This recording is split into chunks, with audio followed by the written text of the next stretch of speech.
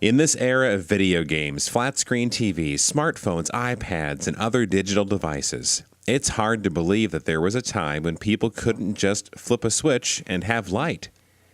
But in the 1930s, as the country gradually recovered from the Great Depression, most of the rural areas were dark and without electricity. Thankfully, there were individuals who saw the need for electricity in Dakota County. Their work helped form a cooperatively owned utility that has been directly linked to this area's growth and prosperity.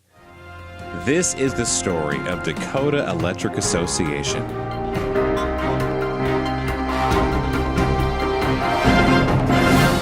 After 1930, 90% of the homes in cities had electricity. By contrast, before 1935, less than 11% of the farms in the United States had electricity. In the mid-30s, the nation's farmers were doing their chores by hand. Chores such as getting water from the well, milking cows, separating cream, grinding feed, and more. In the same manner, the housework was difficult without the convenience of electricity. Cooking on a wood stove, washing laundry by hand, hanging clothes on a line, heating water for cleaning and baths, and much more. We pumped water with the windmill, or by hand, or with a gas engine, and flat iron, the big flat iron that Ma heated on the stove. Yeah. That's the way she ironed her clothes. And the wash machine, if the gas engine wouldn't start, then we did it by hand, run the wash machine. Today, we can hardly imagine the life of cutting wood constantly for the fire, canning fruits and vegetables due to lack of refrigeration, working and reading by a kerosene lantern, which posed a hazard in a hay-filled barn or even the house. You hang that on a nail as you go down the row of cows and milk. You keep moving the lantern up as you went, and we had that to see with, and that you could use, take that outside and carry it around with you if you want to go someplace with lights. Okay. Otherwise, the outside was dark. The lamp is made with a finger hold, so you could carry it upstairs at night, go up the steps, and with the say, now be careful now, don't fall, see, and be sure you don't set it in the window, set it on the table, and then make sure that it's out before you go to sleep, see. So be very careful carrying it up the stairs. So. However, the dangers and inconvenience of life without electricity would soon end. On May 11, 1935, Franklin D. Roosevelt formed the Rural Electrification Administration, which provided the means for rural Americans to help themselves electrify the countryside. Farmers stepped up to the challenge and came together to form electric cooperatives. These not-for-profit businesses pooled capital, received REA loans, and hired the people needed to design electric systems and string power lines throughout the countryside. On January 18, 1936, more than 100 farmers from rural townships throughout the area attended a meeting to discuss the possibility of bringing electricity to Dakota County. By the spring of 1936, a temporary board of directors was established, and the Dakota County Electric Cooperative was born. The board elected officers, drew up articles of incorporation and bylaws, and hired Clarence Gelder as manager.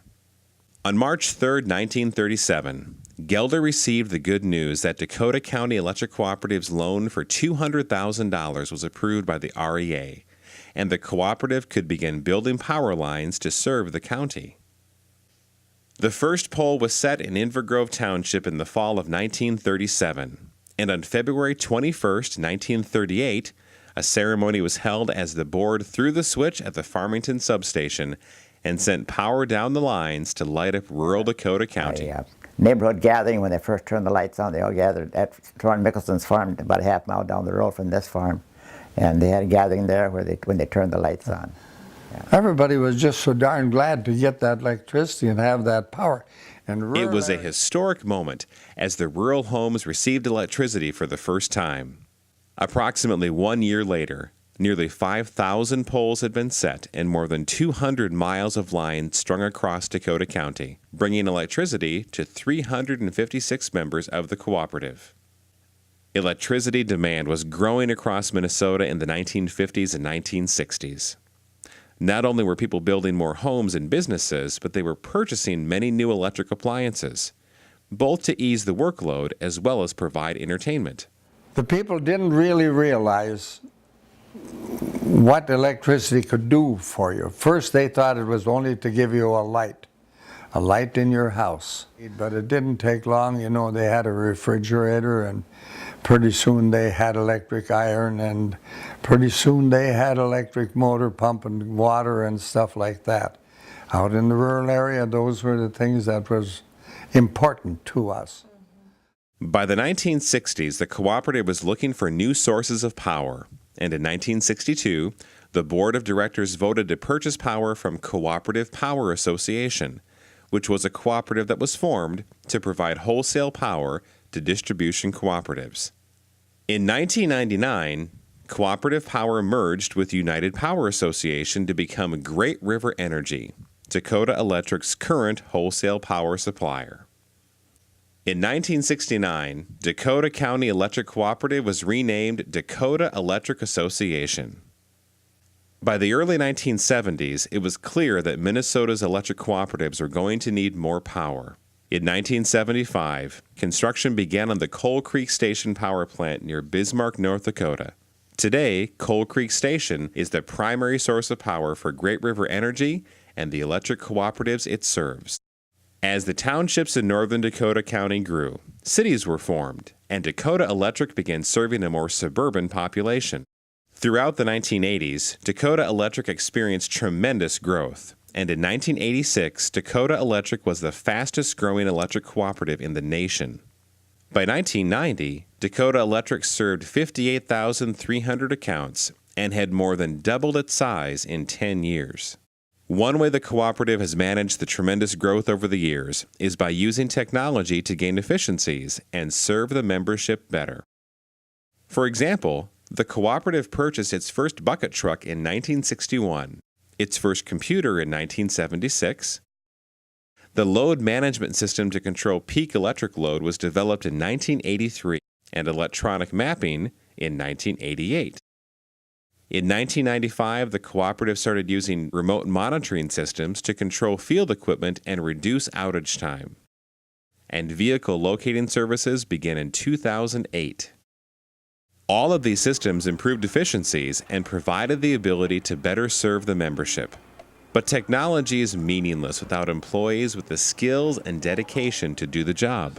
Similar to the founders of Dakota Electric, who were dedicated to bringing power to this area, Dakota Electric employees have proven time and again they are committed to keeping the lights on, regardless of the season or the time of day.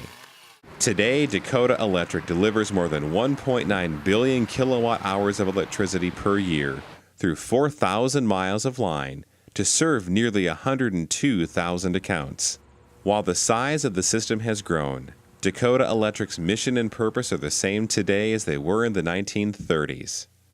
Provide electricity as a not-for-profit cooperative to improve the lives of people living and working in this area. That was the mission of the first directors and employees 75 years ago, and it is still our mission today.